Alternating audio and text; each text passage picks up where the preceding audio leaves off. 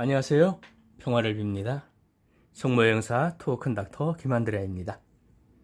오늘은 이스라엘 성지 10번째 방문지로 고통의 신비 1단 예수님께서 우리를 위하여 피땀 흘리심을 묵상합시다의 사건이 일어났던 올리브 동산의 겟세마니를 찾아가 보겠습니다.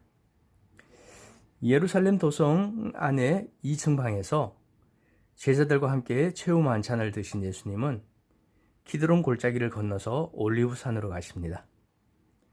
만찬을 드신 후니까 아마 이미 어둠이 깔린 밤이었을 것입니다. 그렇지만 이번에는 올리브산 너머 마르다와 마리아 그리고 당신이 소생시키신 라자로가 있는 베타니아로 가신 것이 아니라 올리브산 기슭의 겟세마니로 가십니다. 예루살렘에서 베타니아로 가려면 거쳐가야 하는 곳이어서 제자들도 잘 알고 있는 곳이었습니다.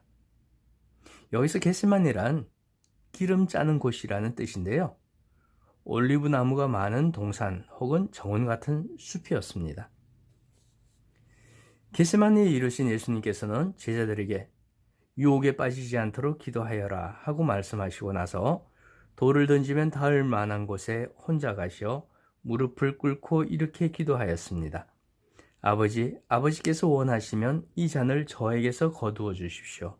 그러나 제 뜻이 아니라 아버지의 뜻이 이루어지게 하십시오. 하시며 고뇌와 번민에 쌓여 얼마나 간절히 기도하셨는지 땀이 핏방울처럼 되어 땅에 떨어졌다라고 루카복음서는 전합니다. 바로 루카복음 22장 39절에서 44절에 나오는 내용입니다. 겟세마니에는 순환을 앞둔 예수님께서 피땀을 흘리시면서 간절히 기도하셨다고 전해지는 그 바위 위에는 대성당이 우뚝 솟아 있습니다. 겟세마니 대성당 혹은 예수님의 고뇌 기념 성당이라고도 부르는데요. 1919년부터 짓기 시작해서 6년에 걸쳐서 완공된 이 대성당은 또한 여러 나라의 재정적 지원과 관심으로 지어졌다고 해서 민족들의 대성당이라고도 부릅니다. 대성당 안의 분위기는 무척 무겁고 어둡습니다. 제대 앞에는 커다란 바위가 있고요. 예수님께서 고뇌와 번민 속에 무릎을 꿇고 간절히 기도하셨다는 바로 그 바위입니다. 바위는 제대 쪽을 제외하고는 올리브 가지를 곁들인 가시관 형태의 철로 된 화관이 둘러싸여 있습니다. 화관은 정면이 가시나무에 새 2마리가 잔을 향해 있는 모습으로 되어 있는데 그것은 예수님 순환의 잔을 함께 마시고자 하는 영혼들을 상징한다고 합니다. 제대 뒷벽면에는 겟세마니 동산에서 고뇌에 차서 기도하시는 예수님의 모습을 그린 모자이크 화가 있습니다. 가시 화관이 둘러쳐진 바위 앞에 무릎을 꿇으면은 2000년 전에 예수님께서 겟세마니 동산에서 피땀을 흘리시면서 간절히 기도하시는 그 모습이 생생하게 전해지는 느낌을 얻을 수 있습니다. 제대 앞에서 내가 하고 싶지 않지만은 하지 않을 수 없는 일이 있다면 한번 떠올려 보십시오. 그리고 예수님과 한마음이 되어서 기도해 보십시오. 하실 수만 있다면 이 잔을 제게서 거두어 주십시오. 그러나 제 뜻대로 마시고 아버지 뜻대로 하십시오.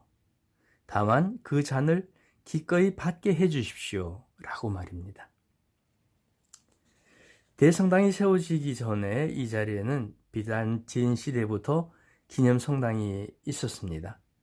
그리고 그 성당에 화려한 모자이크 바닥의 일부가 지금도 대성당 바닥 유리면 아래에 보존되어 있음을 볼 수 있습니다.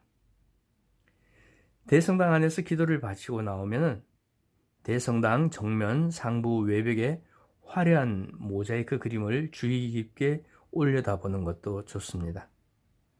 하느님과 중재자이신 예수 그리스도의 모습이 중앙에 있고요. 오른쪽에는 빛이 난 이들이 예수 그리스도께 다가서는 모습이 있고요.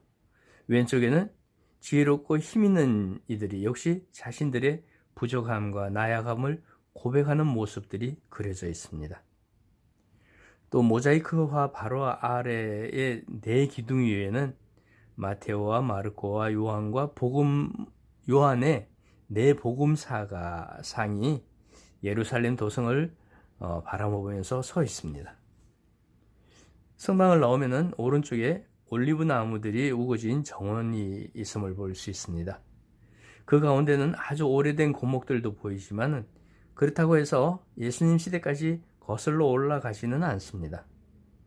예수님 시대에 이 정원에 있던 올리브 나무들은 기원 후 70년에 로마 장군 티투스가 예루살렘을 점령했을 때 다 베어버려서 없어졌다고 합니다. 그렇다고 해서 현재의 올리브 나무들이 예수님 시대와 무관하다고는 할 수 없을 것입니다. 왜냐하면 올리브 나무는 베어버린 그 밑동에서 새싹이 돋아서 새로운 올리브 나무로 자라기 때문입니다. 1980년대에 이곳에 올리브 나무들을 연대를 방사성 탄소로 측정한 결과 어떤 것은 2300년이나 됐다고 합니다. 현재 겟세마네에 있는 올리브 나무들 가운데 오래된 나무는 모두 8그루인데요. 나무 수명을 조사한 결과 3그루가 12세기의 것이라고 합니다. 흥미로운 사실은 8그루의 고목이 모두 한 나무에서 나왔다는 것입니다. 이 올리브 나무들이 어쩌면은 예수님 시대에 있었던 나무에서 나온 후손일 수 있다는 얘기가 되겠죠. 이 올리브 나무 정원에서 북쪽으로 조금 더 가면은 양쪽이 돌로 된 벽으로 쳐진 통로를 만날 수 있습니다.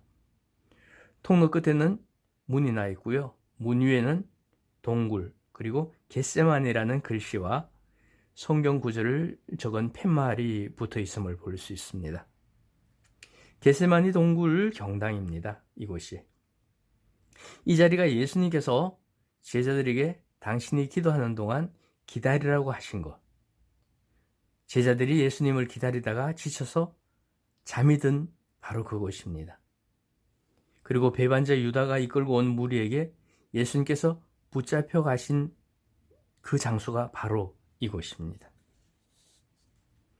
사도들의 경당이라고도 하는 이 동굴 경당의 중앙제대 뒤에는 제자들에게 둘러싸여서 기도하시는 예수님 모습을 그린 그림이 있습니다.